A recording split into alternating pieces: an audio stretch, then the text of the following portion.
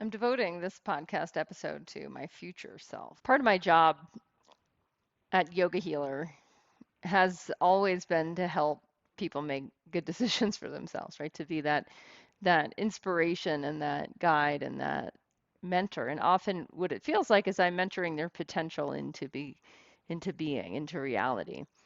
And so obviously with myself, I'm doing the same where I'm presencing a bigger and greater future and presencing from that place into the present moment and using that vision and that potential to help guide current behaviors down to basic habits about when I should go to bed and when I should wake up and how I should start my day and what I should put in the shopping cart, etc., so that I'm designing for the future that I want to make happen.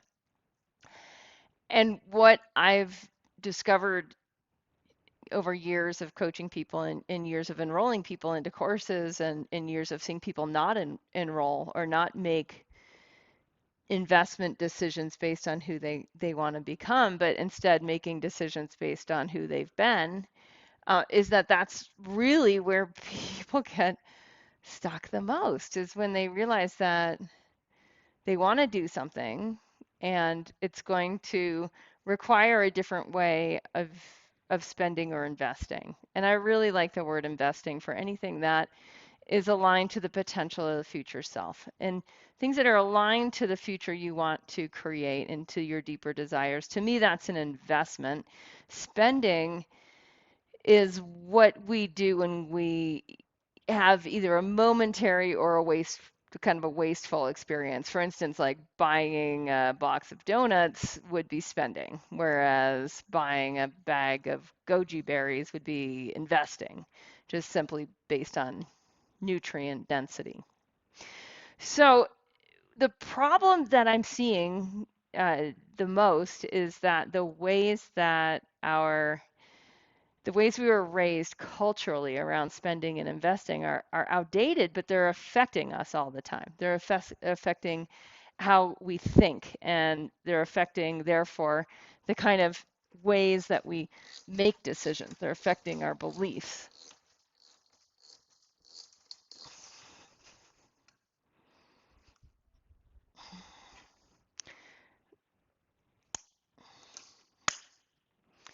They're affecting the ways we make decisions, and they're affecting our beliefs, right? So the belief then is self perpetuated. So it's interesting when I look back, and I'd like you to look back at your own life, uh, and look at the things of like, wow, I'm so glad I did that. Like, what are the things that you're like, I'm so glad I did that? And I want you to see whatever that is in terms of an investment. So either it was an investment well, it was definitely an investment of your attention, right? Your consciousness. And then it was also probably an investment because attention is linked to time, right? You can't invest attention without investing time. Attention is arising for us in the field of time. And for some of us, it was an investment of money as well, especially if we look at, well, time can be equated to money in some way, shape, or form, usually for most of us. Okay, so we have this idea of that when we presence our current self and we look back, we can see the investments that really made us who we are in the most proud, integral sense. And now I'd like you to ask yourself, like, where did I spend money that it didn't have a return on investment in the past?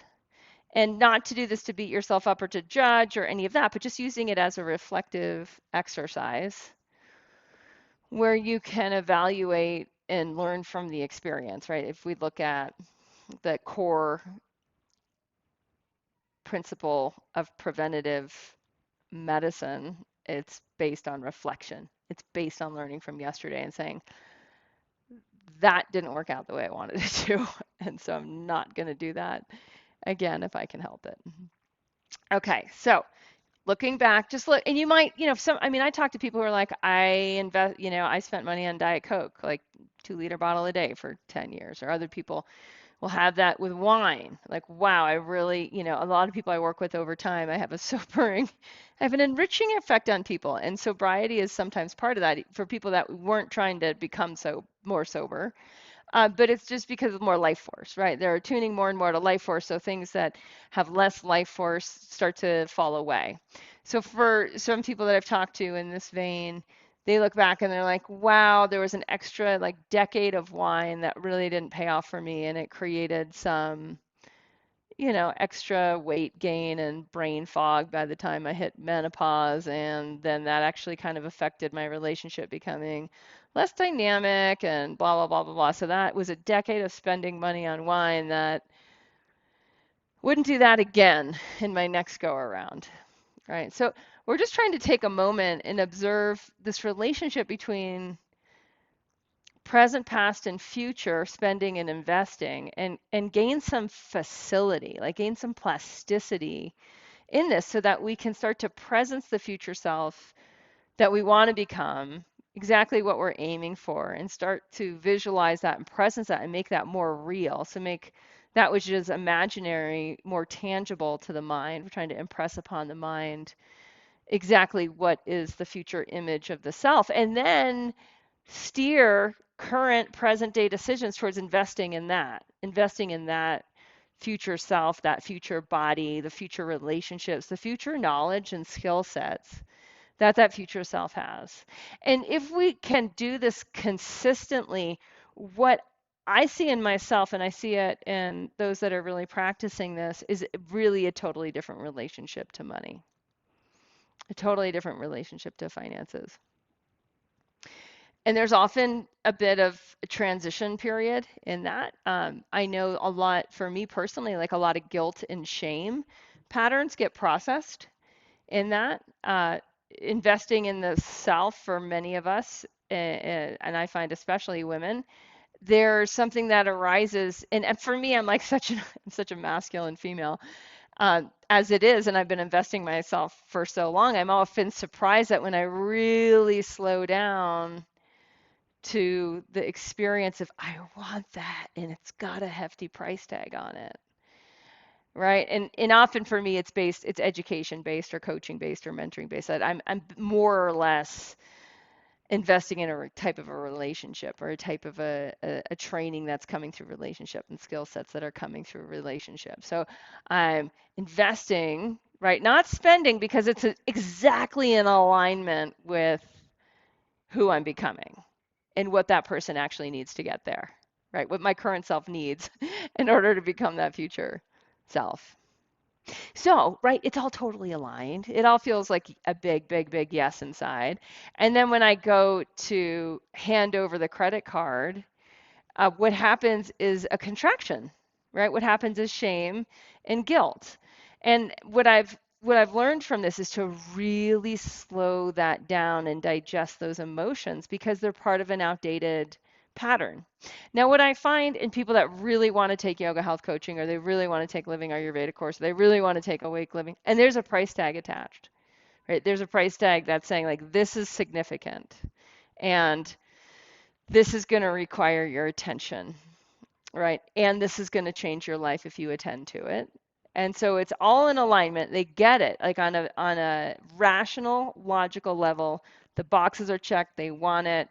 Uh, it's in alignment with who they want to become. If they were actually to pause and presence, and this is really where the key is, presence their future self, and is the investment from the future self perspective. And you guys, this is where the key is, and this is what people don't do, and instead they get sucked into the shame guilt cycle, and they never actually make the decision in alignment with what their future self actually needs to become their future self. All right, I know I just said a lot. You may have to rewind that part. If they can presence from the future self the value of the present self investment, what the present self wants. If they can evaluate that, not from their present self, which is all caught up in the past self and the cultural issues and the guilt and the shame patterns, but if they can present it from the future evolved self, the investment always looks inexpensive. And to me, that is so endlessly fascinating. And it's been so super helpful to me in getting beyond that shame, guilt cycle I inherited from my parents' patterns around money, which I've talked to enough other people to realize that other people have the exact same issues as surfaced through their analysis of their relationships with their parents and money. For me to understand that, like, those aren't actually just ancestral, those are cultural. Because they're cultural, I know that they're powerful, right? If it's in the water and we're all drinking the water, it's powerful. It's a powerful thing to overcome with your own biochemistry. So this tip that I'm giving you of if you can take the time, if you decide you want a bigger and better future for yourself and you presence that future self and in specificity, right? So you can see it, you can see the details, you can smell the details, you can touch the detail, like you get it. You're like, that's who I'm becoming. That's my next new normal. That's the next plateau I'm going to land on. Is that I'm going to become that person. I have the plasticity and the neuroplasticity to be able to become who I want next. In yoga philosophy, that's called Svatantriya. You're so free, you get to create yourself. You're so free, you get to create your experiences and your next experiences. So you capitalize on that freedom to imagine and to get clear at what's really worth becoming, knowing that there could be some real growing pains along the way if it's a big enough future version of yourself. And then from that place to be able to presence with the current self, that's you right now, needs to invest in order to become that. And for you to evaluate, and to create a valuation based on what the future self knows. And that's to me one of the craziest things we can do as human beings is we can know that. In Ayurveda, we would say that it it it requires an awake intuitive body. And that this what I'm talking to you about right now in terms of mindset is to strengthen the muscle of the intuitive body so that it becomes stronger than these cultural currents that might be running our subconscious show. Now, I'm a cocky SOB, if you know what I mean. And so often I hear stuff like this and I'm like, that doesn't affect me. But then when I break it down to like, oh, say I'm going to invest, I just invested $13,500 in a mentorship program. Uh, I still felt the shame and guilt. But because I knew I was doing it from the future self just presents those waves of energy. And that's all they were. They were just waves of energy and they passed really, really quickly. And then what happened is I was able to start to receive the value of my investment, which becomes return on investment quickly. Now, when the future self is saying, hey, invest in this now because it makes sense for your financial future, like it makes sense on every level, what happens is the future self will actually put a much higher price tag than what's actually in front of your present self. And to me, this is endlessly fascinating. And this is part of because when you start to exponentially grow, what happens is what you can use in terms of that transformative experience that you're investing in, or better nutrients, or a better bed to sleep on, et cetera, right? What happens is that the future is so much better than you thought it was going to be. Like there's just so much more energy potentiality that's actually freed up from acting in alignment than repressing alignment, which is what a lot of us will do. So all that said, what will start to happen is you'll start to see the difference between investing and spending. You'll start to be able to presence your future self and what the future self actually needs in order to become itself. And as you start making more and more decisions in alignment, you'll start to free up buckets and bucket loads of energy. And as that happens, you'll start to experience a different sense of time. And this is to me somewhat of a mind-blowing experience, especially in the day and age when a lot of people are like, I'm so busy. There's so much to do. How do we actually slow time down? This, what I'm talking to you about today, this actually starts to slow time down because the future self that's bigger and better actually has a more evolved relationship with investing in general, including investing attention. And it will operate from a, because it's bigger and better and brighter, it'll operate from a more grounded foundation. And so by presencing that in the now, what happens is you actually get to relax and enjoy the ride. You get to slow down under the really important decisions that will make the future self possible. And in doing that, you're changing your biochemistry. And you'll get much less triggered by the old way of spending versus investing, the old cultural patterns, the old issues and whatnot that really keep you from becoming who you want to become next. So I hope that made sense to somebody listening. I hope that's helpful. It's been fairly pivotal for me. It's a practice that I use daily, and it helps form all sorts of decisions that are just better decisions in my life. And it opens up the field of time. And the return on that investment is, to me, what's also very exciting, right? Where you start to experience greater abundance, greater wealth. And for me, and those that I work with, like greater impact, where you're clear on exactly how you did that, and then you're helping others do the same, and basically shift from overwhelm into ease, to shift from just getting by into deep potentiality. So one of the ways that I have seen this is with wellness professionals in particular. I work a lot with wellness professionals and help them evolve their careers in alignment with their knowledge, their deep wisdom, their lifestyle, and the impact and income they want to have. And one question I ask them, like, and I've asked this question for over a decade now, is I ask them, I first ask them how much they've invested in their wellness wisdom. And the range comes up somewhere between $10,000 and $100,000. Some more, those that are, allopathic Western medical school, it's often more than that. But the majority, it's somewhere between that 10,000 and 50,000. And when I ask them about whether they would trade that in for, for cash plus, the the market value of if they had invested that money in mutuals that had done well, they would never trade that for that.